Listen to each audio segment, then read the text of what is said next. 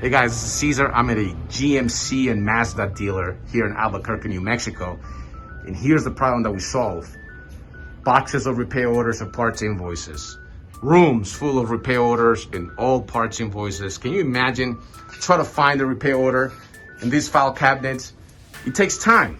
It takes you an hour to find just a repair order. We save the dealership time, money, and lots of space with our scanning station. This can go away, this will go away. I'm gonna show you how we do this.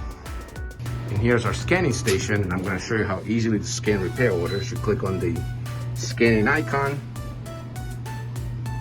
brings up the repair order screen, click on repair orders, click on scan repair orders, and we're gonna scan 60 pages a minute, front and back, and we're gonna read the repair order number off of the repair order. In this case, we're using the barcode technology.